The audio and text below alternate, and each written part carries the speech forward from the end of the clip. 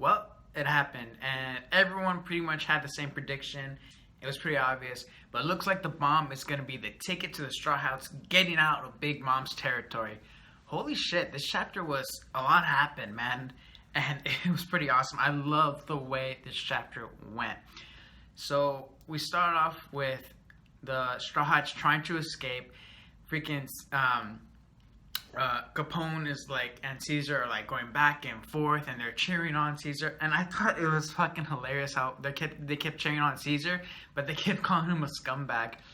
Now the thing is, like, he keeps running into every obstacle that they're trying to keep him from escaping, and it makes sense why it would be so hard. And Brole was like the final obstacle, or like probably the hardest one to get away from. And on top of that, you had the freaking commanders like getting in your way. It was just like, holy shit, there's no way they're gonna get out of here. Now there are two things that they served. A lot of things this chapter served was, one, you had a strength measurement between Luffy and Big Mom, and they showed us kind of like where Luffy needs to improve. So you had Big Mom trying to egg Luffy on because Sanji has him in his arm and he's running away, and she calls him a spineless, because she's telling Luffy like, oh, what's going on? What didn't you tell me back in Fishman Island that you were going to be the one to defeat me? And Luffy gets pissed off. He's like, let me just get in one punch. So this part was like hype as crazy. I was like, oh shit. Luffy immediately goes into Gear 4th because we know like without that he wouldn't do shit to Big Mom. And he punches Big Mom, and Big Mom, she also does her hockey, and they punch each other. And it's like a huge shockwave, and Big Mom doesn't get affected at all. She just blocks his punch. And they measure each other, and they look like they're kind of equal. But then Luffy's like, I will be the one to defeat you. But then all of a sudden, Luffy like loses Gear 4th, and he's weak again. And you have to understand this whole mission. Luffy has just probably been might be really exhausted from using Gear 4th, especially when he fought one of her commanders. And Big Mom just didn't get phased at all. So we know Gear 4th does have the strength to probably measure up against a Yonko, but the thing is, it does not last long at all. This is like Luffy's next step. He has to get stronger. He needs to know how to make Gear 4th last longer than, like 5 minutes? And he has to use it to where the point it doesn't cause so much damage, because he gets out of Gear 4th and he's just out already. And Sanji has to bring him in. And then when Luffy uses Gear 4th, he is no longer capable of helping them out. And which kind of like helps for their downfall. So, and like, in actuality, when Luffy was trying to look cool and the scene was looking so badass, and Luffy like measured himself against Big Mom, that actually kind of pushed for their demise to get captured, because now Luffy isn't able to help anymore. Because you have Judge, who like, he fights Big Mom and he is pissed off and he attacks her.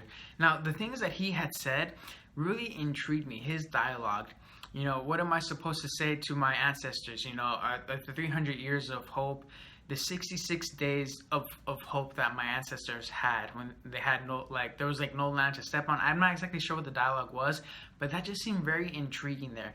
I'm really interested in the history of the Germa, and I'm pretty sure it's going to play a huge part in the future when it comes to the history of fucking One Piece. There's so much history and so much imagination you can build off of just that one piece of dialogue, and it's fucking awesome. And I'm looking forward to it, because Oda's foreshadowing has always been on point, and he doesn't disappoint when it comes to like, feeding the imagination of us manga readers. But anyway, Judge, he stabs her in the mouth, and then she uses Zeus and Prometheus, I believe it was the Cloud, and just zaps him down like nothing. That's the thing. Big Mom didn't even use that power against Luffy, and it just shows how much of a boss she is. And probably even if Luffy wasn't out of commission, they probably still would have been captured, because just Big Mom is just too strong. And then you have the Sanji's family trying to protect him and save him, and they all end up getting defeated one by one. The commanders beat them. Sanji gets defeated. There's just no way Sanji can win. Now, where the fuck is Jinbei? Why didn't he jump out earlier? I did not understand that. What was up with that? He says, well, okay, now it's time for me to jump out, when there's no chance of Jinbei winning on his own.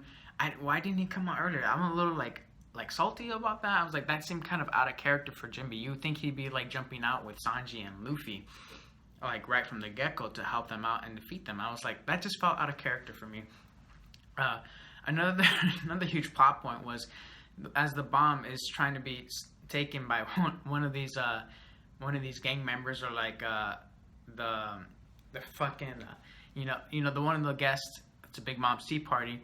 He gets killed by the chick who's actually part of CP0.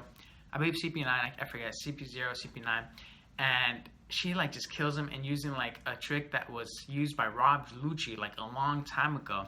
And I'm like, holy shit, that's awesome. Like, I can't wait to see Rob Lucci, because we know that he's alive and that he's back and well. And just the build up for it is going to be real interesting. And the thing is, like, you see a reporter who's like a bird who's like spying on her, and she says like, oh, you are going to make up a story for me, right, when it comes to this treasure? He's like, oh yeah, fine, of course. And it just shows how much influence CP0 has when it comes to the news, the stories, the media. Fuck, the media is so corrupt, even in the fucking U.S., man. It makes total sense, man. It's just like so much bullshit with the media, and like as it is now, it makes sense why One Piece's media is bullshit. It's really interesting. But the thing is, the body like shoves over the treasure, and then it falls down and it fucking explodes, and it's causing the castle to tumble over. So Jinbei, I bet what he was meant for, why Oda probably held him back, is that he's probably going to be the one to carry all the bodies back over. Maybe use the ocean, the water. I'm pretty sure his allies are going to come in and help out here and help Luffy escape. That's where I'm going with this chapter. This chapter was still pretty good. Luffy fighting Big Mom probably helped them out getting defeated, and Jinbei being held back probably also helped out getting defeated, but then Jinbei being held back is probably what's going to help them escape. So in a way, it kind of balances itself out. And Luffy, he's got a long ways to go when it comes to fighting Yonko. He needs to find a new way of training, not new way, a new, different, unique way of training to help when it comes to Gear 4th. Even Big Mom says, like, she says, like, because Luffy had told her, after I defeat Kaido, I'm coming after you, and then she mentions, you're never going to defeat that thing. And that's kind of surprising. Like, when Big Mom calls you a thing or monster, you know you're a beast. And that's something interesting, too. I want to know who would win in a fight between Big Mom and Kaido. We need more feats from Kaido, though. There's not enough that we can go off of other than him defeating Kid and him falling down and never dying. But hopefully it'll be awesome. So as far as this chapter goes, 4.5 out of 5 stars. Hope you guys like the review. Fantart out. Bye!